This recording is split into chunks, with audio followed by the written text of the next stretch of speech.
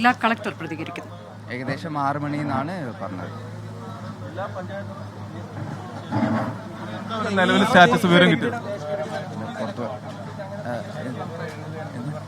എന്ത് ചോദിച്ചു? നമുക്ക് പ്രാഥമികമായി ലഭിച്ചിരിക്കുന്നത് പ്രാഥമികമായിട്ട് രാവിലെ 6 മണിക്കായിരുന്നു ഈ സംഭവം ഉണ്ടായത്. അപ്പം ഈ ബിൽഡിംഗ് നല്ല പഴക്കം ചെന്ന, ഒരുപാട് പഴക്കം ചെന്ന ബിൽഡിംഗ് ആണ്. ഒരുപാട് പഴക്കം ചെന്ന ഒരു തറവാട് പോലത്തെ വീട്ടിലാണ് അവർ താമസിച്ചുകൊണ്ടിരുന്നത്. അൺസേഫ് ആയിട്ടുള്ള കണ്ടീഷനിൽ തന്നെയാണ് അവർ താമസിച്ചുകൊണ്ടിരുന്നത്. നല്ല മഴയുണ്ടായിരുന്നത് കാരണം ബിൽഡിംഗ് പൊളിയാണ് ചെയ്തത്. വലിയ സ്ലാബ് വീണിട്ടാണ് മരണപ്പെട്ടത്. രാവിലെ അപകടം ഉണ്ടായപ്പോഴത്തേക്ക് 14 പേര് ഓടി രക്ഷപ്പെട്ടു. ബാക്കി 3 പേരാണ് ഇതിലകപ്പെട്ടത്. ഫയർഫോഴ്സും പോലീസും എല്ലാവരും കൂടെ ചേർന്നിട്ട് അവരെ രക്ഷിക്കാൻ വേണ്ടി നോക്കി. പക്ഷെ അവർ 3 പേരും മരണപ്പെട്ടു എന്നുള്ള ദുഃഖകരമായിട്ടുള്ള കാര്യമാണ് നമ്മളിപ്പോൾ അറിയുന്നത്.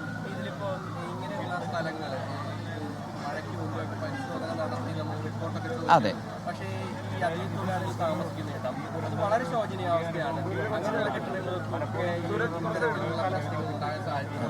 നമ്മൾ ഇതുപോലത്തെ മഴയ്ക്ക് മുമ്പ് ഓൾറെഡി ഡേഞ്ചറസ് ആയിട്ടുള്ള ബിൽഡിംഗ് ഐഡന്റിഫൈ ചെയ്തിട്ട് അതത് തദ്ദേശ സ്വയംഭരണ സ്ഥാപനങ്ങൾ നോട്ടീസ് കൊടുത്ത് അതിൻ്റെ നടപടികൾ നടന്നു വരുന്നുണ്ട്. അതൊരു ഭാഗം.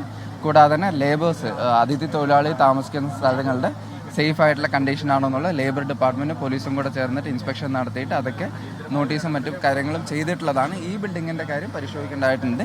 എന്താണ് ഇവിടെ പറ്റിയെന്നുള്ളതും എന്തെങ്കിലും നടപടി ഇവിടെ അപാകത വന്നിട്ടുണ്ടോ എന്നുള്ളത് പരിശോധിക്കേണ്ടതാണ്. പക്ഷേ ഇത് പ്രധാനമായിട്ടും മനസ്സിലാക്കിയത് ഒരു കോൺട്രാക്ടറിൻ്റെ കീഴിൽ ഒരു 17 പേര് വന്നതാണ്. പല പല കൺസ്ട്രക്ഷൻ വർക്കിനായിട്ട് അവരെയാണ് യൂസ് ചെയ്തുകൊണ്ടെന്നാണ് മനസ്സിലാക്കുന്നത്. അപകടത്തിലേക്ക് നയിച്ചത് എന്താണെന്നാണ് കരുതുന്നത്? കെട്ടിടത്തിന്റെ കാലപ്പഴക്കമാണോ? ഇത് കാലപ്പഴക്കം തന്നെയാണ്. പിന്നെ മഴ ഉണ്ടായിരുന്നു, അതാണെന്നാണ് പ്രാഥമികമായിട്ട്. പക്ഷെ നമുക്ക് അന്വേഷിക്കേണ്ടതായിട്ടുണ്ട് എന്താണ് പറ്റിയെന്നുള്ളത്. അന്വേഷണം നടക്കും. അതെ, നമ്മൾ ഇതിൻ്റെ അന്വേഷണം നടത്തും. കൂടാതെ തന്നെ മറ്റ് സ്ഥലങ്ങളിലും നമ്മൾ ഇൻസ്പെക്ഷൻ നടത്തും. നമ്മൾ ജോയിന്റ് ഡയറക്ടർ LSCDയോട് നിർദ്ദേശം കൊടുത്തിട്ടുണ്ട്.